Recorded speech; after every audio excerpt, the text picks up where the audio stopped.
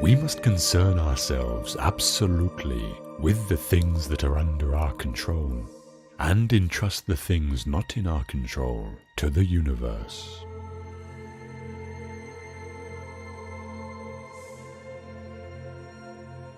If you want your children and wife and friends to live forever, you are a fool, because you're wanting things that aren't within your power to be within your power, and the things that aren't your own to be your own.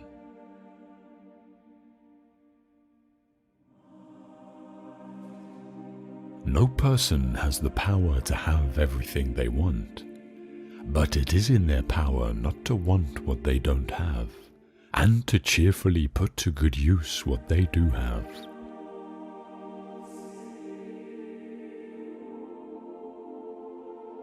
The content of your character is your choice. Day by day, what you choose, what you think, and what you do is what you become.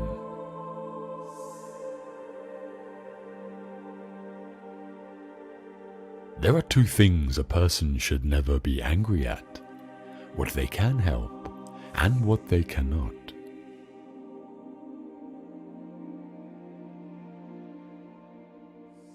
Make the best use of what is in your power, and take the rest as it happens.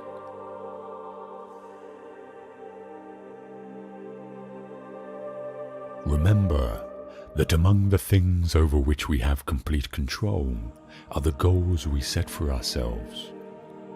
I think that when a Stoic concerns himself with things over which he has some but not complete control, such as winning a tennis match, he will be very careful about the goals he sets for himself. In particular, he will be careful to set internal rather than external goals. Thus, his goals in playing tennis will not be to win a match, something external over which he has only partial control, but to play to the best of his ability in the match, something internal over which he has complete control.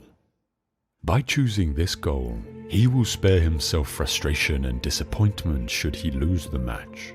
Since it was not his goal to win the match, he will not have failed to attain his goal as long as he played his best. His tranquility will not be disturbed.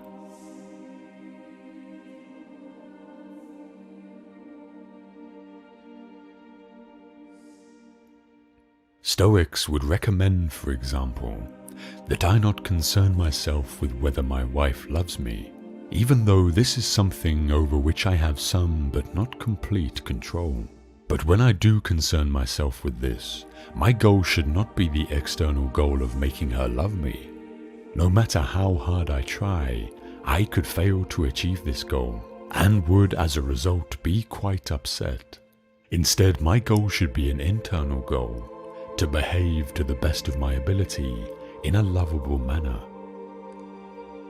Similarly, my goal with respect to my boss should be to do my job to the best of my ability. These are goals I can achieve no matter how my wife and my boss subsequently react to my efforts. By internalizing goals in his daily life, the Stoic is able to preserve his tranquility while dealing with things over which he has only partial control.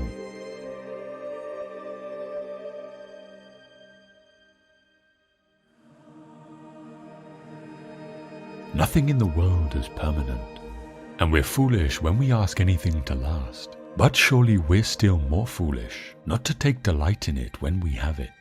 If change is of the essence of existence, one would have thought it only sensible to make it the premise of our philosophy.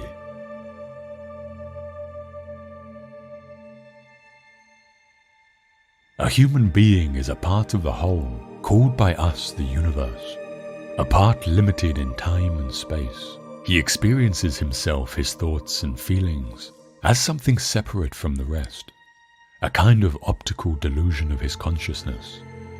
This delusion is a kind of prison for us, restricting us to our personal desires and to affection for a few persons nearest to us. Our task must be to free ourselves from this prison by widening our circle of compassion, to embrace all living creatures and the whole of nature in its beauty.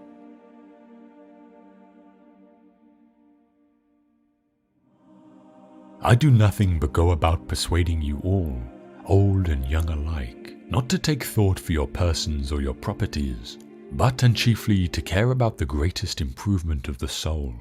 I tell you that virtue is not given by money, but that from virtue comes money, and every other good of man, public as well as private. This is my teaching, and if it is the doctrine that corrupts the youth, I am a mischievous person.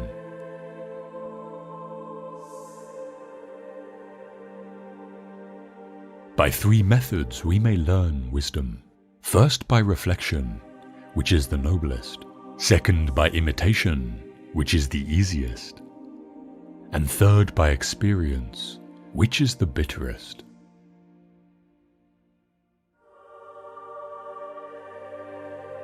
In our control is the most beautiful and important thing, the thing because of which even the God himself is happy, namely the proper use of our impressions.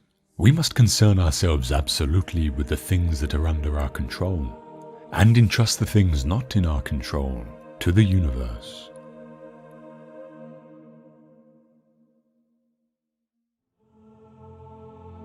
Therefore, the seeker after the truth is not one who studies the writings of the ancients, and following his natural disposition puts his trust in them, but rather the one who suspects his faith in them, and question what he gathers from them, the one who submits to argument and demonstration, and not to the sayings of a human being whose nature is fraught with all kinds of imperfections and deficiency. Thus the duty of the man who investigates the writings of scientists, if learning the truth is his goal, is to make himself the enemy of all that he reads, and applying his mind to the core and margins of its content, attack it from every side.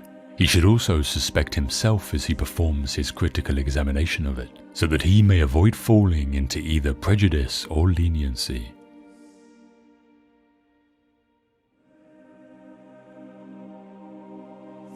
Yesterday I was clever, so I wanted to change the world. Today I am wise, so I am changing myself.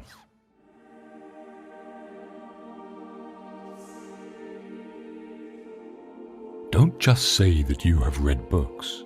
Show that through them you have learned to think better, to be a more discriminating and reflective person. Books are the training weights of the mind. They are very helpful, but it would be a bad mistake to suppose that one has made progress simply by having internalized their contents.